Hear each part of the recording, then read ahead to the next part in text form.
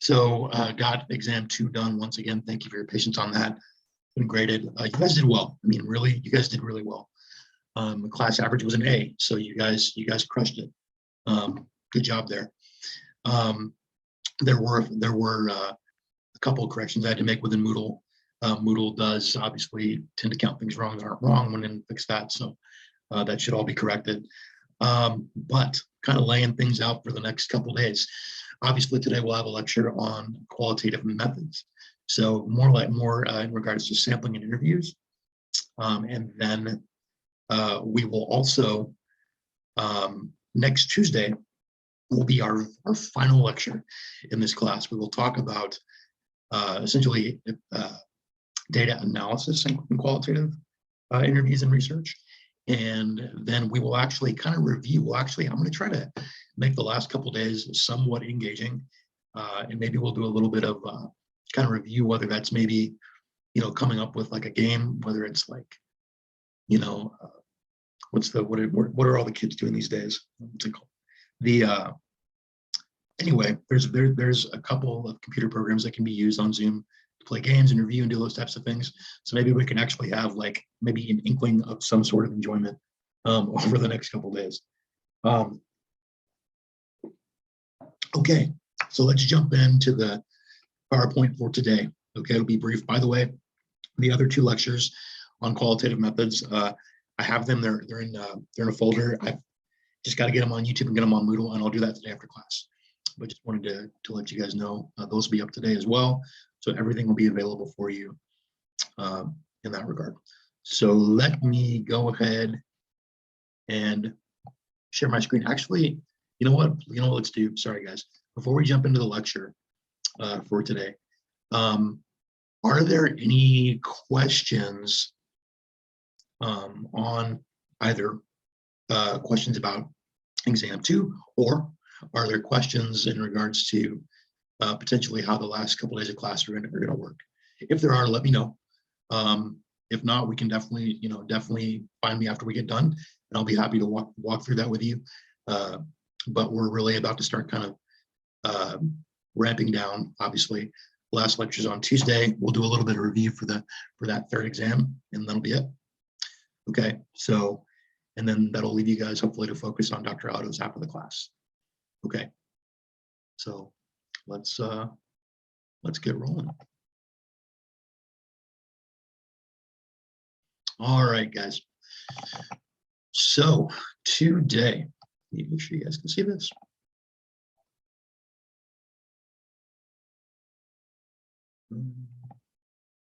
There we go. Or you guys should be able to see that, I hope. Let me just get into presentation mode.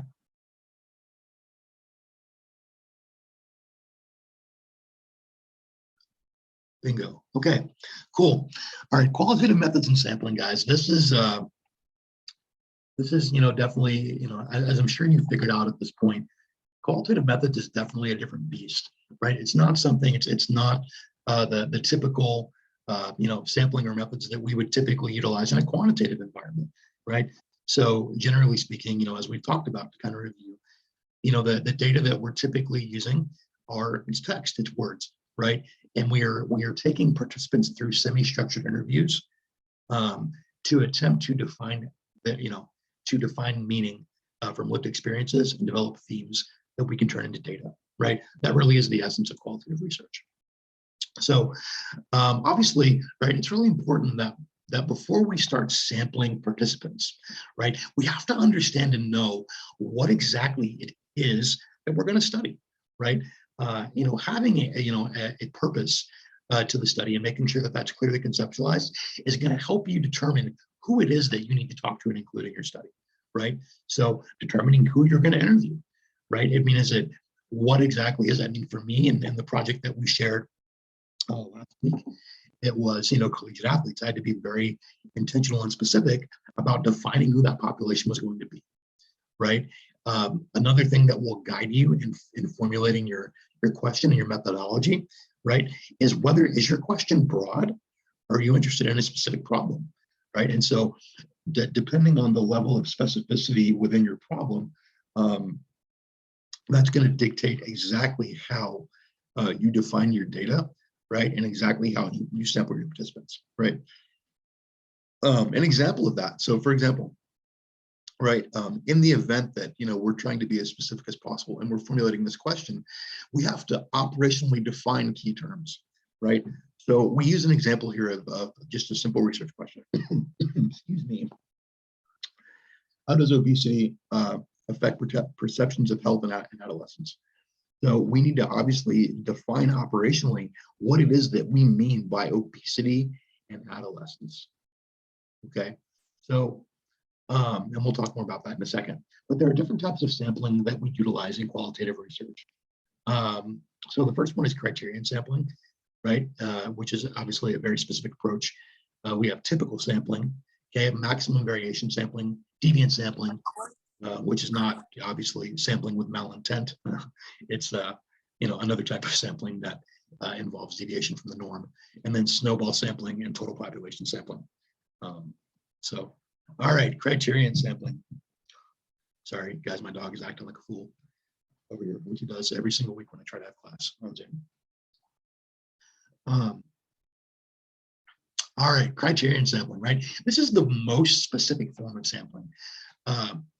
So it involves essentially researchers seeking that meet a specific criteria, right, for a study, right? So we go back to the example question that we have, right? How does obesity affect perceptions of health in adolescents, right? And so we define obesity, in this case, as a BMI greater than 30. So you can definitely see that there are situations in which we would have to utilize also some quantitative methods as well, right? Potentially in collecting data about these participants in order to define that inclusion and exclusion criteria, right? Adolescence, right? So we defined adolescence, and I realize I just misspelled that. Adolescence as the stage of life and not as a group of teenagers, ages 12 to 17. So I have to be very, very specific and particular about how it is that we define that. All right. So typical sampling. So this is actually a selection of a normative group within a population, right? Believe it or not, this is actually very difficult to do in the setting of qualitative research. So sidebar, I did this for another class, you guys, but I want you guys to see what I have to deal with today. It's like giving me the hard stare right now. And I'm kind of deviating from class for a second, but I think this will just bring you